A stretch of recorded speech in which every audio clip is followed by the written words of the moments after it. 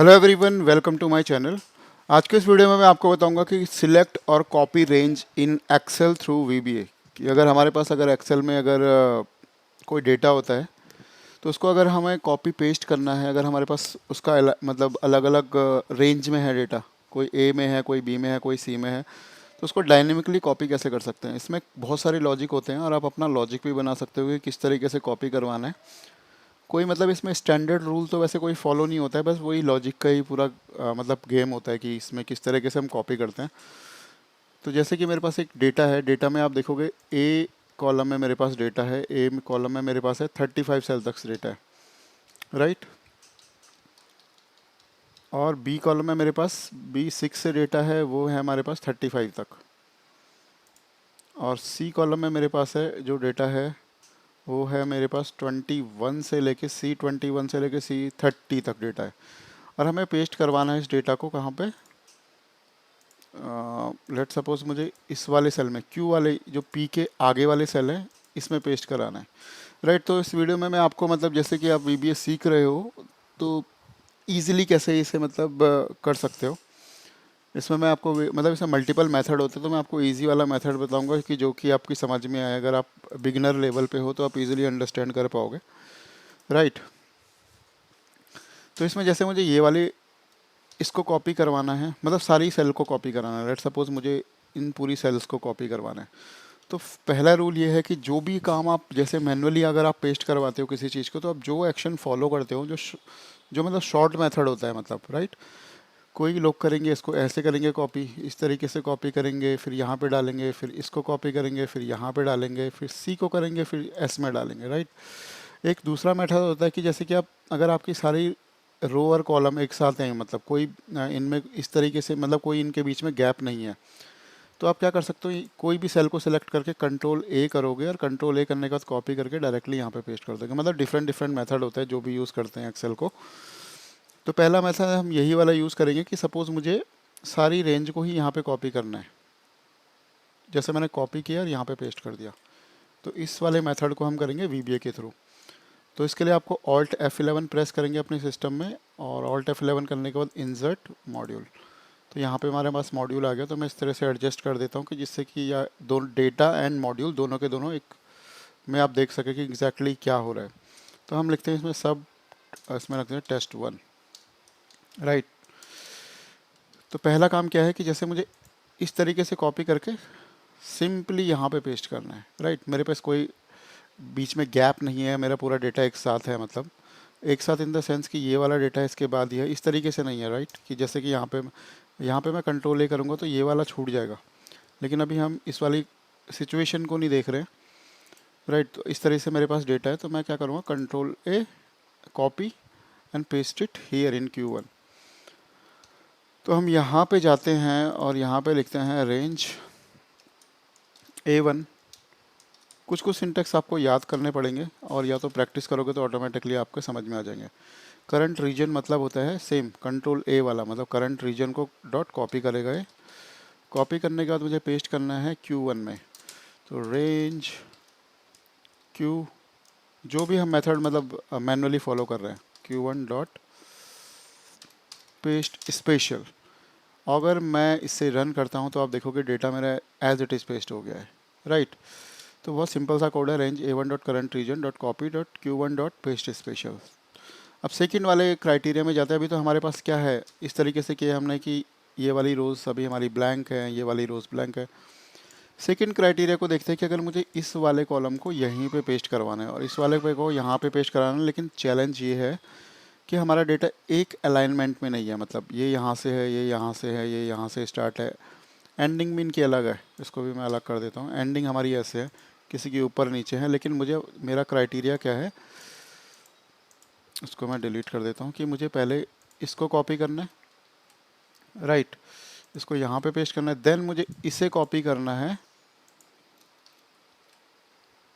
और इसको यहाँ पे पेस्ट करना है। सिमिलर मैनर इसको मुझे यहाँ पे कॉपी करना है और यहाँ पे पेस्ट करना है। तो इस वाले मेथड जो सो अभी मैंने बताया करंट रीजन वाले, उससे तो हो नहीं पाएगा, तो इसमें हम दूसरा लॉजिक लगाते हैं। तो इसमें मैं वैसे लूप और इफ़ की, अगर इफ़ के थ्रू यूज़ लूप और इफ़ यूज़ करोगे तो एक ही छोटे से कोड में हो जाएगा, लेकिन अगर हम इसमें अगर आप लर्न कर रहे हो वीबीए तो स्टार्टिंग में आप लूप और वीबीए के बदले आप मतलब पूरा एक लॉन्ग प्रोसेस ही फॉलो करो। जब आपको इसका लूप्स एंड इफ़ का कंडीशन पता चल जाएगा तो उसके बाद आप कर सकते हैं, लूप और इफ भी लगा सकते हैं। तो अभी मैं आपको सिंपल प्रोसेस बताता हूँ। इसका लिखता हूँ तो सब रूटीन का नाम लिखते हैं इसका सब टेस्ट टू। ये एक्चुअली सब रूटीन होते हैं, इसको आप एक्चुअली नॉर्मल वे में समझ सकते हो कि अलग अलग फंक्शन टाइप के हैं, राइट। तो पहला मुझे ये वाला कॉपी करना है, तो इसके लिए हम क्या कर सकते हैं, अभी हम मैनुअली क्या करते हैं, जैसे रेंज A1 पे सिलेक्ट किया, नीचे गए कॉपी कर लिया, ठीक है। या तो यहाँ पे नीचे गए, कंट्रोल शिफ्ट अप किया, कॉपी किया और पेस्ट कर दिया, ठीक है। तो सेम कोई सा भी मेथड हम यूज़ कर सकते हैं। तो हम लिखेंगे रेंज A1 डॉट सिलेक्ट। लेकिन अगर आपको मालूम नहीं है कि इसके बाद कंट्रोल शिफ्ट डाउन एरे वाला ये वाला कोड कहाँ से लेके आए, राइट। तो अगर आपको मतलब इनिशियल लेवल में आपको समझ में नहीं आता है तो आप क्या कर सकते हो, कोई मैक्रो को रिकॉर्ड कर सकते हो, जिससे कि आपको एक बेसिक मतलब मैक्रो का स्ट्रक्चर आपके सामने आ जाएगा। आप उसमें चेंजेस करके हल्के फुल्के मतलब देख के समझ में आ जाता है। तो इसको रिकॉर्ड करने के लिए मैं व्यू में जाऊँगा, व्यू में जाएंगे मैक्रो में और यहाँ पे करेंगे रिकॉर्ड मैक्रो। अब ये आप देख सकते हैं कि मेरे कर्सर की पोजीशन, अगर रिकॉर्ड करने से पहले आपको ना जो भी आपको जैसे मेरे को करना है कंट्रोल शिफ्ट डाउन एरो, तो मुझे ऐसे नहीं करना है कि मेरा यहाँ पे सेल है फिर मैं रिकॉर्डिंग के टाइम पे मैं ऐसे ऐसे, तो सारे के सारे मेरे स्टेप्स रिकॉर्ड होंगे। जो मेरे को स्पेसिफिक एक्शन को मेरे को समझ नहीं आ रहा है तो मेरे को उसी को रिकॉर्ड करना है, तो मैं सेम जैसे मेरे यहाँ पे मेरे को इतना स्टेप रिकॉर्ड करना है खाली, तो अपने कर्सर की पोजीशन को यहीं पे रखो और उसके बाद रिकॉर्ड करना, ठीक है। व्यू में गए, रिकॉर्ड मैक्रो, मैक्रो 3, मतलब ये मैक्रो 3 में रिकॉर्ड होगा, या तो इसका नाम भी दे सकते हैं आप, टेस्ट वगैरह कुछ भी दे सकते हैं, और ओके कर देंगे, ठीक है। और यहाँ पे करेंगे आप कंट्रोल शिफ्ट डाउन एरो, ठीक है। तो यहाँ पे देख सकते हैं कि आपका मैक्रो अभी रनिंग मोड में है, ये मैक्रो इज़ करंटली रिकॉर्डिंग, और आप इसको इसके बाद स्टॉप कर दो, ठीक है। आपका मैक्रो रिकॉर्ड हो गया है।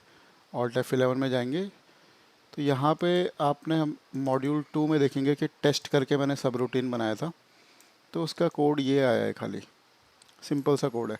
इसने क्या किया, range selection selection and down, and down मतलब यहाँ पे थे हम कंट्रोल शिफ्ट डाउन और एंड डाउन कर दिया।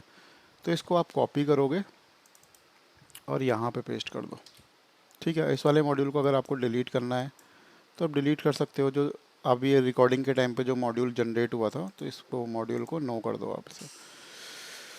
तो इससे होगा क्या, अब मैं इसे रन करके देखता हूँ, मेरा कर्जन की पोजीशन कहीं पे भी है। तो फर्स्ट वाली मैं F8 करके डिबग मोड में चला रहा हूँ। तो सबसे पहले A1 को सिलेक्ट करेगा, तो इसने A1 को सिलेक्ट कर दिया, और जो हमने रिकॉर्ड किया था इसने इस पूरी रेंज को सिलेक्ट कर दिया। इसको सिलेक्ट करने के बाद मुझे क्या करना है, यहाँ पे पेस्ट करना है। तो ये भी आपके सिलेक्ट मोड है, ठीक है। इसको डॉट के बाद आप इसे कॉपी कर दो, इसे सिंपल कॉपी किया। अब मुझे पेस्ट करना है Q1 पे,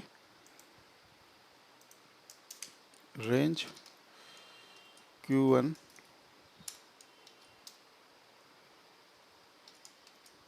डॉट पेस्ट स्पेशल, तो यहाँ पे पेस्ट कर देगा, राइट। अब इसे रन करके देख लेते हैं, इसने यहाँ पे पेस्ट कर दिया। तो ये अभी हमारे पास 35 रो तक डेटा है, ठीक है। अगर मैं इसे थोड़ा सा नीचे एक्सटेंड कर देता हूँ, 42 तक हो गया, ठीक है। तो अगर मैं इसको डिलीट कर देता हूँ तो हमारी डायनेमिक रेंज बनी हुई है। अब मैं रन करूँगा तो देखिए अब ये पूरा 42 तक आएगा, ये 35 तक, मतलब 42 रो है लेकिन ये 35 की वैल्यू है। तो इस तरीके से काम कर सकते हैं इसमें। अब मेरा सेकंड है, ये मेरा फर्स्ट वाला सिलेक्शन है, मतलब अब मुझे सेकंड वाले को कॉपी करना है। अगर आप मैन्युअली इस पर्टिकुलर पार्ट को कॉपी करोगे तो कैसे करोगे, आप यहाँ से ऐसे तो नहीं जाओगे, आपको मालूम है कि यहाँ पे भैया कि यहाँ से स्टार्ट होगा मेरा डेटा, या तो यहाँ से स्टार्ट होगा। तो कुछ भी कर सकते हो, अप से डाउन आके फिर यहाँ से सिलेक्ट करके अप रेंज कर सकते हो, या तो नीचे से ऊपर कर सकते हो।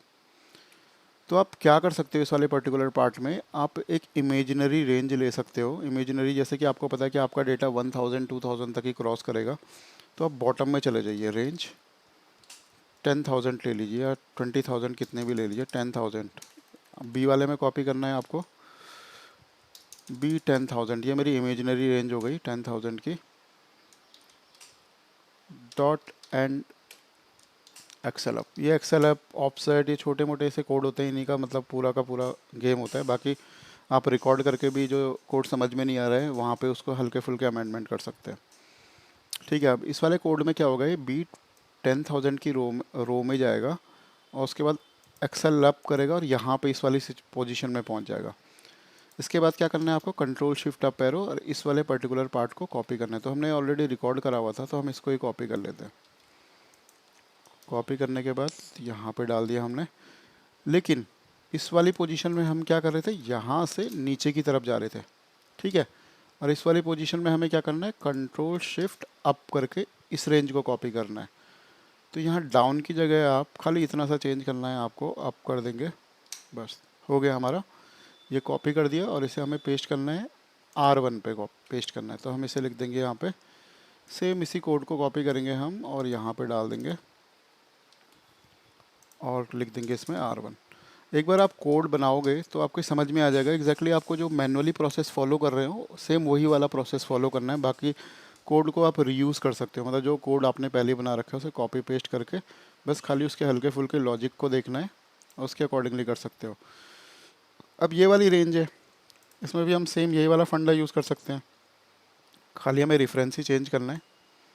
कॉपी करेंगे और इसको सेम इसके नीचे डाल देंगे, बी की जगह सी कर देंगे और इसमें भी हम अप करके करेंगे और यहाँ पे हम करेंगे QR S1 पे कर देंगे। तो हम इसे कर देंगे S1 पे, राइट। इसे एग्जैक्टली अब मैं रन करके दिखाता हूँ।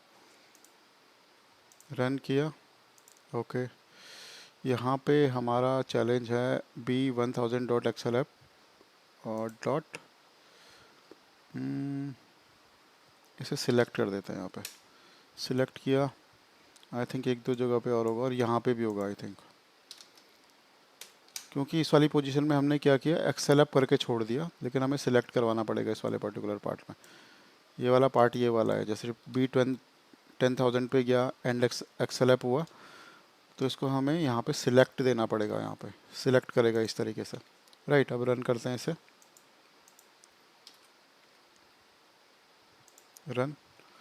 तो आप देखोगे कि ये वाला हमारा एग्जैक्टली जैसे हम चाहते थे वैसे ही कॉपी पेस्ट हो गया है, राइट। अब इसको हम करते हैं डिबग के थ्रू रन करते हैं। F8 से रन करोगे, पहले ये गया A1 पे गया, ठीक है। अब हमने डाउन वाला यहाँ पे लगाया हुआ है रेंज जो हमने रिकॉर्ड करके किया था, देन उसको कॉपी कर देगा।